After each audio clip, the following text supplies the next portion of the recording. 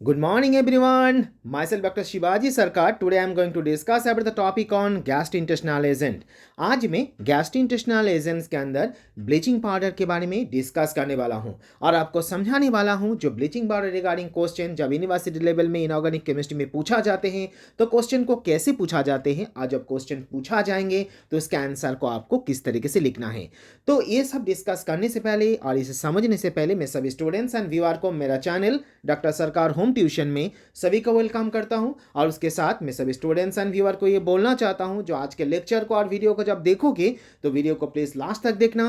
Video देखने के बाद वीडियो को प्लीज कमेंट करना, वीडियो को सब्सक्राइब करना चैनल को और उसके साथ ही साथ जितना हो सके आप वीडियो को शेयर भी करना।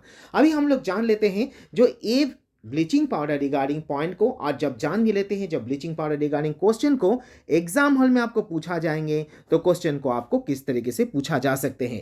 जैसे आपको मैं हर एक लेक्चर और हर एक वीडियो में मैं आपको बोलते आ रहा हूं जो हर एक कंपाउंड का और हर एक इनऑर्गेनिक कंपाउंड का कोई ना कोई सिनोनिम होते हैं। तो अभी क्वेश्चन ये जनरेट हो रहा है जो ब्लीचिंग पाउडर का सिनोनिम क्या होते हैं। जैसे हम लोग यहाँ पर देख पा रहे हैं जो ब्लीचिंग पाउडर को हम लोग कैल्शियम हाइपोक्लोराइड के नाम से जानते हैं। तो एग्जाम हॉल में आपको हो सकता है ऐसा पूछे जो ब्लीचिंग पाउडर के बारे में आप एक्सप्लेनेशंस करो, नहीं तो आपको ऐसा भी पूछ सकता है कैल्शियम हाइपोक्लोराइड के बारे में आप एक्सप्लेनेशन करो। तो यहाँ पर स्टूडेंट्स को याद रखना है जो ब्लीचिंग पाउडर को हम लोग दूसरा कौन से नाम से जानते हैं, क्योंकि जब एग्जाम हॉल में आपको कैल्शियम हाइपोक्लोराइड के बारे में एक्सप्लेनेशंस करने के लिए बोला जाएंगे, नहीं तो आपको कैल्शियम हाइपोक्लोराइड की मैथड प्रिपरेशंस प्रॉपर्टीज और यूज के बारे में बोला जाएंगे, तो उस केस में आपको क्या करना है, उस केस में आपका ब्लीचिंग पाउडर के बारे में ही लिखना, क्योंकि ब्लीचिंग पाउडर की ही दूसरा नाम है कैल्शियम हाइपोक्लोराइड। जैसे मैंने अभी आपको बोला ये जो कैल्शियम हाइपोक्लोराइड है ये mainly solid combination of chlorine and slack lime है। जब इस कंपाउंड को इन्वेंशन किया गया था, ये कंपाउंड सबसे पहले इन्वेंशन हुआ था in the year of the 1799 by Scottish scientist. और जैसे हम लोग जानते हैं जो हर एक कंपाउंड का कोई ना कोई मॉलिक्यूलर फॉर्मूला होते हैं, तो उसी तरीके से ब्लीचिंग पाउडर के भी एक मॉलिक्यूलर फॉर्मूला है जो फॉर्मूला आप यहाँ पर देख पा रहे हो। जब इसे हम लोग रिप्रेजेंट करेंगे तो उस जगह पे हम लोग उसको रिप्रेजेंट करेंगे in the form of CaOCl2 से। जैसे आप ये भी जानते हो जो हर एक कंपाउंड का कुछ एक्टिव इंग्रेडिएंट होते हैं। तो अभी क्वेश्चन ये जनरेट हो रहा है जो ब्लीचिंग पाउडर और कैल्शियम हाइपोक्लोराइड को जो हम लोग ऑब्जर्व करें तो इसके अंदर एक्टिव इंग्रेडिएंट क्या होते हैं। तो इस जगह पे स्टूडेंट्स को याद रखना है ये जो मैं ब्लीचिंग पाउडर के बारे में आपको अभी बोल रहा हूँ तो इस कंपाउंड का एक्टिव इंग्रेडिएंट क्या क्या है, इस कंपाउंड के आपके एक्टिव इंग्रेडिएंट है।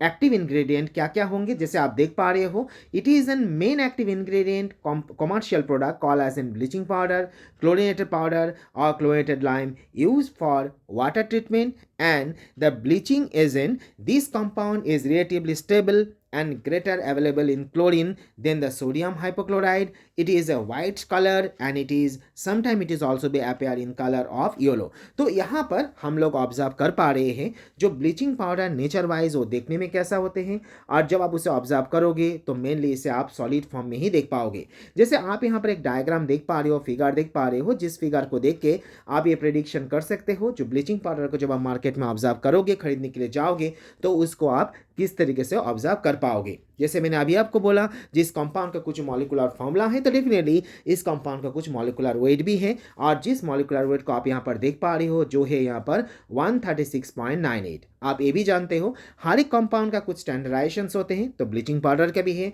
So it should contain not less than 30% W/W available quantity of chlorine. और ये स्टैंडर्डाइजेशंस ये मेंटेन किए तो उस कंडीशन में हम लोग इसे ब्लीचिंग पाउडर को उस ब्लीचिंग पाउडर को हम लोग स्टैंडर्ड कंपाउंड के हिसाब से कंसीडर कर सकते हैं और उस कंडीशन में हम लोग उसे एक स्ट्रांगली एंटी माइक्रोबियल एजेंट के हिसाब से भी कंसीडर कर सकते हैं।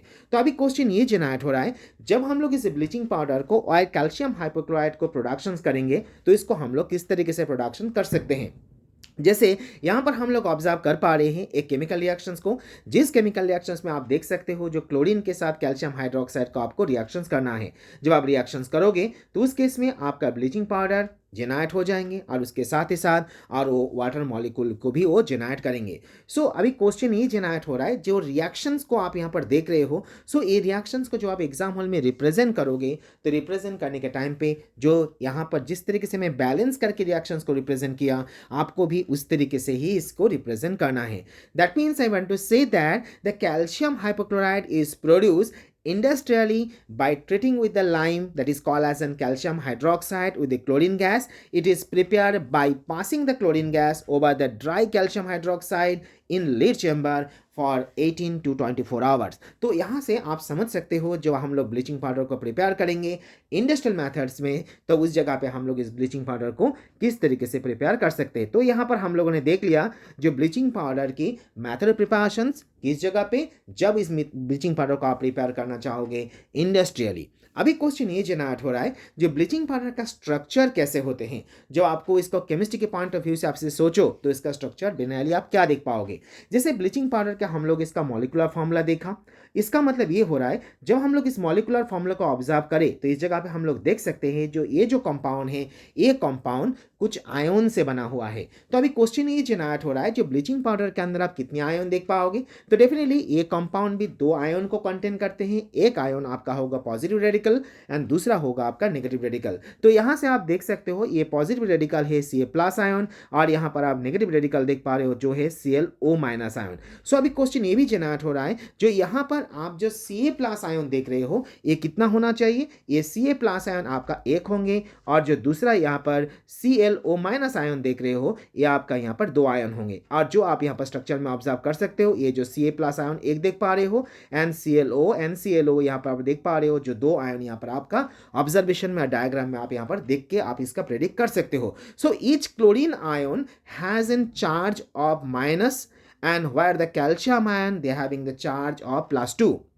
जैसे आप यहाँ पर ऑब्जर्व कर रहे हो, क्योंकि आप जानते हो जब कैल्शियम का ऑक्सीडेशन नंबर +2 है, इसीलिए आप यहाँ पर कैल्शियम का ऑक्सीडेशन नंबर +2 देख रहे हो। और आप जानते हो जो क्लोरीन की जो बात हम लोग करते हैं, ये स्ट्रांगली इलेक्ट्रोनेगेटिव एलिमेंट है और इसका ऑक्सीडेशन नंबर -1 है, तो इसीलिए यहाँ पर मैं आपको -1 बोल रहा हूँ। So therefore the one calcium ion can form as an ionic bond with the two hypochlorite ion। तो इस जगह पे स्टूडेंट्स को ये भी याद रखना है, जो ये जो कैल्शियम है, ये कैल्शियम जो क्लोरीन के साथ यहाँ पर जुड़ रहा है, तो इस जगह पे कौन सी बॉन्ड से वो जुड़ते हैं, यहाँ पर हम लोग ऑब्जर्व कर पा रहे हैं, और अब यहाँ पर हम लोग देख भी पा रहे हैं, जो बॉन्ड से ये जुड़ते हैं उस बॉन्ड को हम लोग आयोनिक बॉन्ड बोलते हैं। तो यहाँ पर हम लोग ऑब्जर्व कर लिए जो ब्लीचिंग पाउडर का स्ट्रक्चर क्या होना चाहिए, और स्ट्रक्चर को हम लोग ऑब्जर्व करें, तो उस जगह पे आप कौन से आयन को वहाँ पर आप देख पाओगे। सो अभी क्वेश्चन ये जनरेट हो रहा है, जो ब्लीचिंग पाउडर को जो हम लोग ऑब्जर्व करें, तो इसके अंदर कौन से टाइप की प्रॉपर्टी आप देख पाओगे। जैसे आप जानते हो जो प्रॉपर्टी भी दो टाइप के होते हैं, एक को हम लोग फिजिकल प्रॉपर्टी बोलते हैं, दूसरी को हम लोग केमिकल प्रॉपर्टी बोलते हैं। सो जनरली जब आप इसका फिजिकल प्रॉपर्टी को ऑब्जर्व करोगे, तो उस जगह पे आप ये देख पाओगे जो ये जो कंपाउंड है, ये कंपाउंड सॉलिड है, और इसका कलर आप देखोगे तो ये व्हाइट कलर का और ग्रे कलर के हो सकते हैं।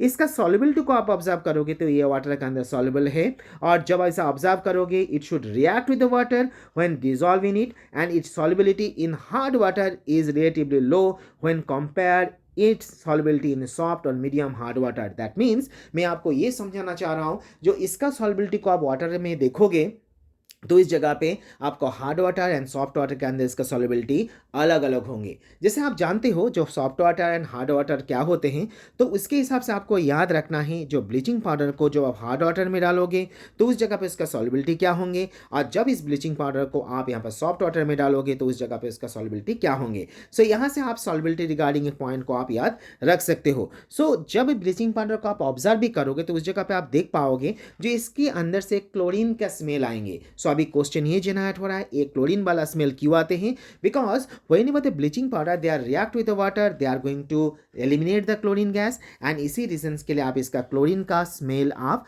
फील कर पाओगे। तो यहाँ पर हम लोगों ने ऑब्जर्व कर लिए जो ब्लीचिंग पाउडर की property, that mean the physical property क्या होते हैं। सो अभी क्वेश्चन ये जनरेट हो रहा है, जो हम लोग ब्लीचिंग पाउडर के अंदर केमिकल प्रॉपर्टी क्या देखेंगे, और आपको ये याद रखना है जब एग्जाम हॉल में आपको क्वेश्चन पूछा जाए जो केमिकल प्रॉपर्टी क्या होते हैं, तो केमिकल रिएक्शंस के साथ ही आपको इसे लिखना है। जैसे पहले रिएक्शंस में आप देख पा रहे हो, जो ब्लीचिंग पाउडर को जो हम लोग कार्बन डाइऑक्साइड के प्रेजेंस में, वाटर के प्रेजेंस पे, इसको हम लोग एयर के प्रेजेंस पे रिएक्शंस कर रहे हैं, तो ये डिकम्पोज हो जाते हैं।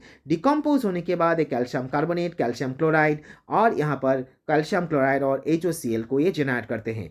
अभी क्वेश्चन ये जेनरेट हो रहा है, जो ब्लीचिंग पाउडर के अंदर क्या हम लोग डिकम्पोजिशन भी रिएक्शंस भी देख सकते हैं? तो डेफिनेटली इट कैन डिकम्पोज, और उसका जो प्रूव है वो प्रूव हम लोग यहाँ पर ऑब्जर्व कर पा रहे हैं। So on prolong storage it decompose to the calcium chlorate. That means मैं आपको ये बोलना चाह रहा हूँ, जब आप ब्लीचिंग पाउडर को आप स्टोर करोगे तो आपको याद रखना है, जो ज़्यादा टाइम तक आप ब्लीचिंग पाउडर को स्टोर करके रखते हो तो ब्लीचिंग पाउडर बहुत ही इजीली डिकम्पोज हो जाते हैं, और डिकम्पोज होने के बाद वो कैल्शियम क्लोरेट में कन्वर्ट हो जाते हैं। और जब वो कैल्शियम क्लोरेट में कन्वर्ट होते हैं तो उसका जो केमिकल रिएक्शंस है वो केमिकल रिएक्शंस आप यहाँ पर ऑब्जर्व कर पा रहे हो। उसी तरीके से आप यहाँ पर देख पा रहे हो, जो कैल्शियम और ब्लीचिंग पाउडर जैसे COCl2 के साथ रिएक्शंस करके जैसे ऑक्सीजन जनरेट करते हैं, HCl के साथ भी रिएक्शंस करने के बाद CaCl2 वाटर एंड क्लोरीन को जनरेट करते हैं। उसी तरीके से ब्लीचिंग पाउडर के साथ आप अमोनियम हाइड्रोक्साइड के रिएक्शंस करोगे तो उस जगह में nitrogen, water molecule and CaCl2 को जनरेट कर पाएंगे। तो यहाँ पर जो 4 रिएक्शंस मैंने आपको यहाँ पर दिखाया,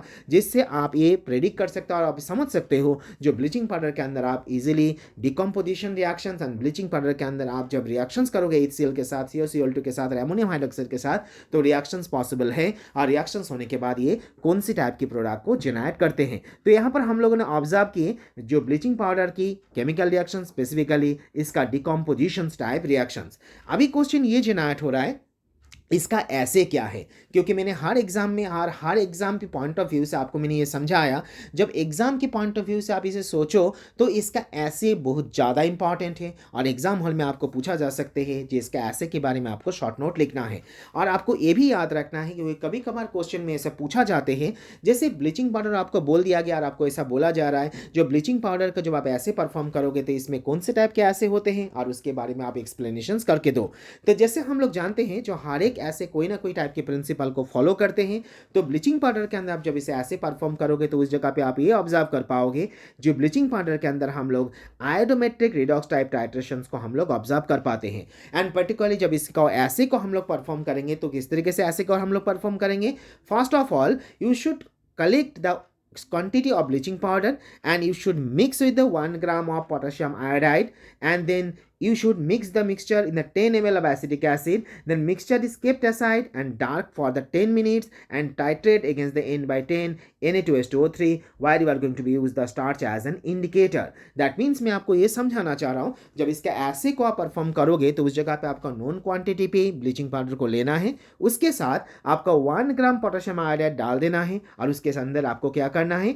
10 ml एसिटिक एसिड ऐड करना है। उसके बाद जो मिक्सचर आपका बना उस मिक्सचर को आपको क्या करना है? डार्क कंडीशन में 10 मिनट्स तक रख के उसको आपको टाइट्रेट करना है N/10 Na2SO3 के साथ, जहां पर आप स्टार्च यूज करोगे एज एन इंडिकेटर के हिसाब से। और यहां पर आप रिएक्शंस भी देख सकते हो, जो रिएक्शंस आपको ऑब्जर्व आप कर पाओगे जब इसका ऐसे को आप परफॉर्म करोगे। और उसके साथ स्टूडेंट्स को मैं ये भी बोलना चाहता हूं, जब ऐसे को आप लिखोगे तो डेफिनेटली जो रिएक्शंस मैंने यहाँ पर मेंशन किए इसके ऐसे में, उस ऐसे में तो उसको रिएक्शंस को भी आपको एग्जाम हॉल में जब पूछेंगे तो उसको आपको एक्सप्लेनेशंस कर देना है। अभी क्वेश्चन ये जनरेट हो रहा है, इसको आप स्टोर कैसे करोगे? क्योंकि मैंने अभी आपको बोला ये जो ब्लीचिंग पाउडर है, ये ब्लीचिंग पाउडर बहुत ही इजीली डिकम्पोज हो जाते हैं, और इसी रीजंस के लिए जब इसे आप स्टोर करोगे तो इसको बहुत ही ज़्यादा वेल क्लोज कंटेनर के अंदर स्टोर करोगे, क्योंकि मैंने अभी बोला ये डिकम्पोज जब होना शुरू करेंगे तो उस जगह पे इसके अंदर से आप क्लोरीन की जो गैस और क्लोरीन की जो स्मेल है उस स्मेल को आप यहाँ पर फील कर पाओगे। इसी रीजंस के लिए इसको स्टोर करने से पहले आपको अच्छे तरीके से उसको क्या करना है? एयर टाइट कंटेनर के अंदर इसको प्रिजर्व करके रखना है। सो अभी क्वेश्चन ये जनरेट हो रहा है, जो ब्लीचिंग पाउडर का यूजेस क्या होते हैं? सो हम लोग जानते हैं जो ये बहुत ही एक स्ट्रांगली ऑक्सीडाइजिंग एजेंट है, क्योंकि ये स्ट्रांगली ऑक्सीडाइजिंग एजेंट नहीं होता तो ये बहुत ही इजीली डिकम्पोज नहीं होते, और बहुत ज़्यादा इजीली डिकम्पोज नहीं होते तो उस जगह पे ये क्लोरीन गैस को एलिमिनेट भी नहीं करते। तो इससे आप ये समझ पा रहे हो जो ब्लीचिंग पाउडर एक स्ट्रांगली ऑक्सीडाइजिंग एजेंट है, and this compound is quite useful in the field of organic chemistry. It is used to obtain as a fragment of aldehyde and carboxylic acid by cleaving the bond of the glycerol and keto acid. So it can also use as an haloform reactions to yield the chloroform, and this compound can also use as an disinfectant in both the water and drinking water since it having the high chlorine availability. That means इस जगह पे मैं आपको ये समझाना चाह रहा हूँ, ये जो कंपाउंड है इसको आप क्लोरोफॉर्म बनाने के लिए भी आप इसे क्लोरोफॉर्म प्रोडक्शंस में भी आप इसे यूज़ कर सकते हो। और उसके साथ ही साथ मैंने आपको ये भी बोल दिया, जब आप वाटर ट्रीटमेंट करना चाहते हो, water treatment in the sense of आपके पास मान के चलो वेस्टेज वाटर है, नहीं तो मान के चलो आपको ड्रिंकिंग वाटर है, और उस जगह पे उस वाटर को माइक्रोब से रिमूव करना चाहते हो, माइक्रोब से उसे प्रोटेक्ट करना चाहते हो, तो उस केस में आप ब्लीचिंग पाउडर को यूज़ कर सकते हो। क्यों कर सकते हो? क्योंकि आप जानते हो जो ब्लीचिंग पाउडर के अंदर कौन सी चीज़ की कॉन्सेंट्रेशन एंड कौन सी चीज़ की क्वान्टिटी सबसे ज़्यादा होते हैं, इसके अंदर क्लोरीन की अवेलेबिलिटी ज़्यादा होते हैं, और इसीलिए ये कंपाउंड को हम लोग स्ट्रांगली रिकमेंड करते हैं। जो आप यहाँ पर इसको वाटर जो वेस्ट वाटर है और ड्रिंकिंग वाटर है, इसको आपको प्रिजर्व करने, इसको आपको ट्रीटमेंट करने के लिए और इसके अंदर से आपको माइक्रोबियल ग्रोथ से इसको प्रोटेक्ट करने के लिए आप ब्लीचिंग पाउडर को यूज़ कर पाओगे और कर सकते हो। तो यहाँ पर हम लोगों ने ऑब्जर्व कर लिए ब्लीचिंग पाउडर का यूज़ क्या है। सो आज के लेक्चर में हम लोगों ने ऑब्जर्व कर लिया ब्लीचिंग पाउडर के टोटल इनऑर्गेनिक केमिस्ट्री, और हम लोगों ने देख लिया इसके एसे, प्रिपरेशन, प्रॉपर्टी और इसका यूज़। तो आज के लेक्चर में यहाँ तक ही है। नेक्स्ट लेक्चर में हम लोग एक नया टॉपिक के बारे में जानेंगे, देखेंगे नया कुछ टॉपिक के ऊपर, और जान लेंगे जो उस टॉपिक के ऊपर जब क्वेश्चन आपको पूछा जाएंगे उस क्वेश्चन को हम लोग किस तरीके से रिप्रेजेंट करेंगे और उसके आंसर को हम लोग किस तरीके से एक्सप्लेनेशन कर पाएंगे। So thank you each and every students, each and every viewer for your support, for your love and for your valuable comment. Thank you all.